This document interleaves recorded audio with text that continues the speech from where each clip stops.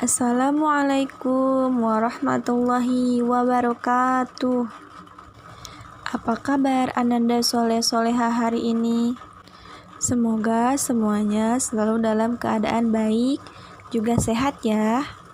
Semoga kita semua selalu dalam lindungan Allah Subhanahu wa Ta'ala. Sebelum kita memulai pada pembelajaran, alangkah baiknya kita membacakan doa terlebih dahulu ya.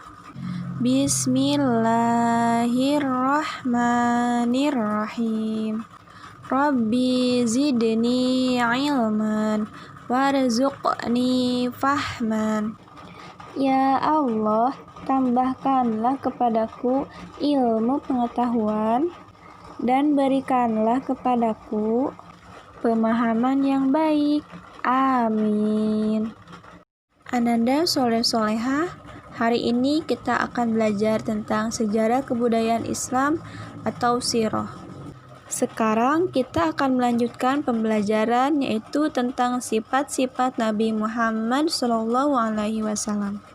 Silakan Ananda Soleh-Soleha membuka bukunya masing-masing yang ada di halaman 82. Poin B, ada sifat-sifat Nabi Muhammad SAW. Pada usia muda, Nabi Muhammad bekerja menjadi pengembala kambing penduduk Makkah. Tugas pengembala ini menyebabkan Nabi Muhammad SAW banyak berpikir dan merenung. Pemikiran dan perenungannya membuat beliau jauh dari segala pemikiran buruk yang dapat merusak dirinya. Oleh karena itu, sejak usia muda, Nabi Muhammad SAW sudah mendapatkan julukan Al-Amin atau orang yang terpercaya karena keamanahan, kejujuran, dan kesuciannya. Sejak kecil hingga dewasa, Nabi Muhammad tidak pernah menyembah berhala dan makan daging hewan persembahan bagi berhala-berhala seperti orang-orang Arab jahiliyah pada masa itu. Beliau sangat membenci berhala dan menghindarkan diri dari upacara-upacara pemujaan kepada berhala. Selain itu, Nabi Muhammad juga tidak suka berpoya-poya dan bermabuk-mabukan seperti masyarakat Arab. Nabi Muhammad memenuhi kebutuhan hidupnya sehari-hari dengan bekerja keras mencari nafkah sendiri. Hal ini karena orang tuanya tidak meninggalkan harta warisan yang cukup. Nabi Muhammad dikenal sebagai orang yang pemalu, pendiam, dan rendah hati.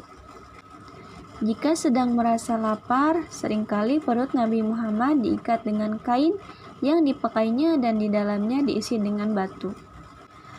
Ketika ada orang yang mengajak beliau bicara, Nabi Muhammad akan mengutarakan seluruh badannya dan lebih banyak mendengarkan daripada berbicara. Beliau seorang yang ramah, sopan, dan tenang. Beliau juga adalah seseorang yang pengasih, penyayang kepada sesama, murah hati, dan suka memberikan pertolongan kepada siapa yang membutuhkan bantuan. Jika Nabi Muhammad berbicara, beliau selalu bersungguh-sungguh. Namun, beliau tidak melupakan untuk ikut bersenda gurau. Nabi Muhammad tidak pernah menunjukkan kemarahannya.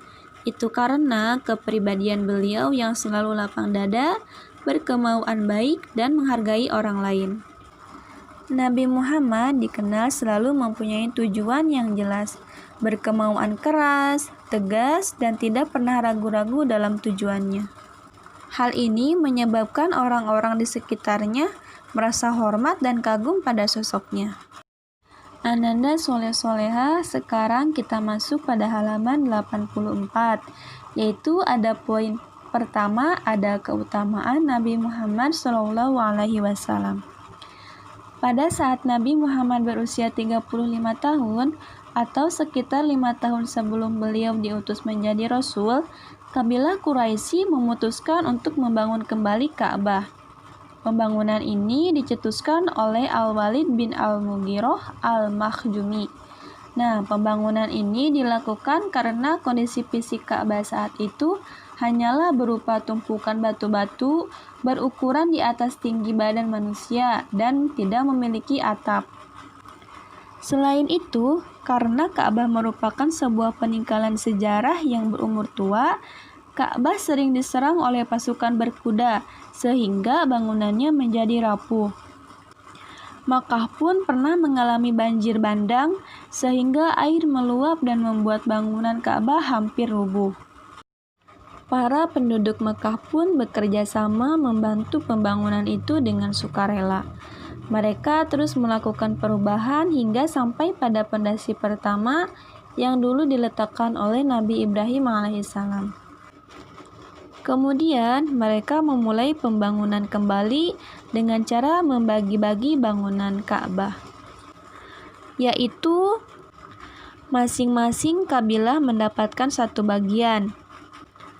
Pada saat itu, proyek pembangunan Ka'bah dipimpin oleh seorang arsitek asal Romawi yang bernama Bakum. Ketika pembangunan Ka'bah sampai pada tahap pengangkatan dan peletakan Hajar Aswad ke tempatnya semula, timbul perselisihan mengenai siapa yang paling berhak meletakkan Hajar Aswad ke tempatnya. Nabi Muhammad SAW pun lantas membentangkan sehelai kain dan meletakkan Hajar Aswad di tengahnya. Kemudian beliau meminta kepada seluruh kepala kabilah untuk memegang tepi kain itu dan mengangkatnya bersama-sama. Setelah sampai pada ketinggian yang tepat, Nabi Muhammad kemudian mengambil dan meletakkan batu tersebut pada tempatnya semula. Dengan demikian, perselisihan dapat diselesaikan dengan kebijaksanaan Nabi Muhammad, dan semua kepala kabilah merasa puas dengan cara penyelesaian seperti itu. Sampai jumpa. Wassalamualaikum warahmatullahi wabarakatuh.